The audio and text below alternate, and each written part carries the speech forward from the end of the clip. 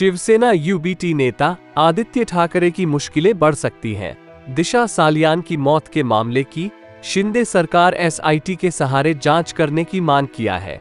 आपको बता दें कि आदित्य ठाकरे उद्धव ठाकरे के बेटे हैं, जो आखिर हमेशा सुर्खियों में रहा करते हैं। अब इस मामले की जांच एसआईटी करने वाली है, लेकिन इस पूरे काम का निरीक्षण जो है वह डीआईजी रैंक के अधिकारी करती रहेगी। आपको बता दें कि दिशा सालिया केस मामले की मांग को लेकर महाराष्ट्र में उथल पुथल मचा हुआ था। ठाकरे की जांच की जाए, यह मांग कई बार कई विधायकों ने की थी। इस मामले में गृह मंत्री देवेंद्र फडणवीस ने पिछले शीतकालीन सत्र के समय एसआईटी जांच के आदेश दिए थे और अब जाकर एसआईटी बनाई जा रही है, जो इस मामले की जांच करती रहेगी। सुशांत सिंह राजपूत केस के बाद इस मामले की और तालमेल मिल गया था। आपको याद होगा वह मसला 2020 का, जब 8 जून के बाद से 8 और 9 जून की वो रात थी जब दिशा सालियान केस मामले की आग सुलग गई, यानी उन्होंने अपने 14वीं मंजिल के फ्लैट से छलांग लगाई थी।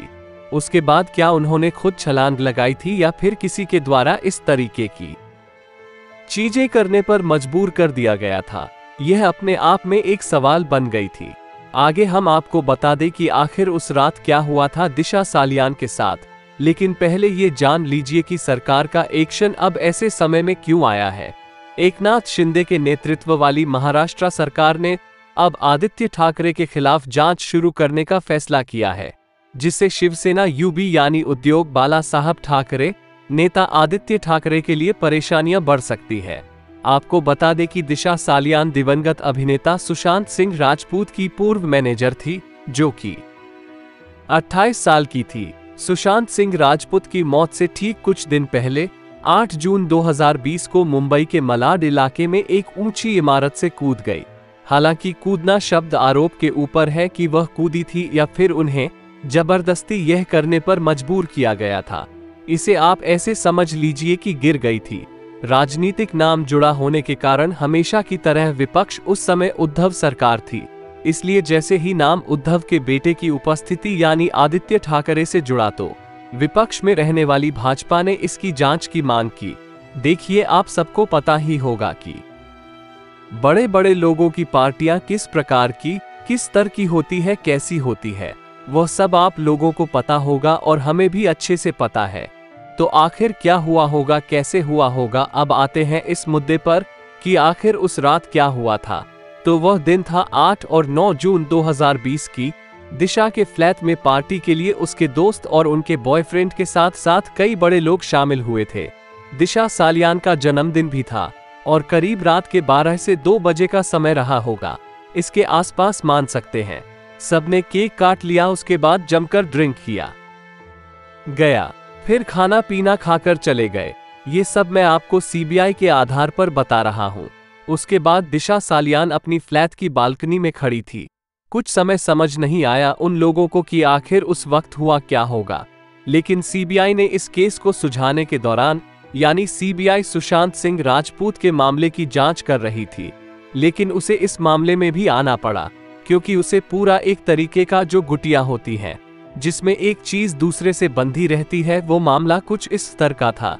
दिशा और सुशांत सिंह राजपूत और उसके बाद एक और किसी आदमी का जो इस तरीके की चीजों में शामिल था, उसकी भी मौत हुई थी। उन सबको लेकर जब सीबीआई दिशा सालियान के फ्लैट पर जाती है तो वहां उसे ऐसा कुछ नजारा दिखाई पड़ता है कि जैसे दिशा सालियान ओवर ड्रिंक कर चुकी थी वो, और उस समय उन्हें कुछ समझ आता, वो बालकनी में खड़ी थी, कुछ सोच समझ रही थी कि अचानक से उनका पैर फिसल गया और वो नीचे गिर गई। लेकिन पोस्टमार्टम 2 दिन बाद किया जाना अपने आप में बड़ा सवाल होने लगा। लोगों को ये समझ नहीं आ रहा था कि 2 दिन बाद ही पोस्टमार्टम क्यों किया जा रहा है। पोस्टमार्टम हुआ और इसमें प्राइवेट पार्ट में किसी प्रकार की चोट की बात नहीं मिली, जिससे ये बताया गया कि दिशा सालियान के साथ किसी प्रकार का भी दुष्कर्म नहीं हुआ था, जैसा कि पहले से आरोप लगाया जा रहा था। हालांकि वहां कथित तौर पर एक शख्स ने दावा किया था कि उसने देखा कि लोगों ने ड्रिंक के बाद दिशा सालियान के साथ दुष्कर्म किया था। हालांकि सीबीआई की जांच या फिर एसआईटी की जांच अभी तक पूरी संपन्न नहीं हुई थी और सीबीआई ने भी इस मामले को अपने हाथ में हैंडल नहीं किया था या फिर हैंड ओवर सीबीआई को नहीं किया गया था। पर जैसा मैंने पहले बताया सुशांत सिंह राजपूत केस के बाद उसे दिशा सालियान केस की जांच थोड़ी सी करनी पड़ी, हालांकि गहराई से पूरी तरीके से नहीं, लेकिन उसने अपने माइंडसेट में एक थ्योरी बना ली कि कुछ ऐसा हुआ होगा। फिलहाल आदित्य ठाकरे की मुश्किलें बढ़ने वाली है। ऐसे ही सही जानकारी प्राप्त करने के लिए हमारे क्राइम स्टोरी न्यूज़ चैनल को सब्सक्राइब करें।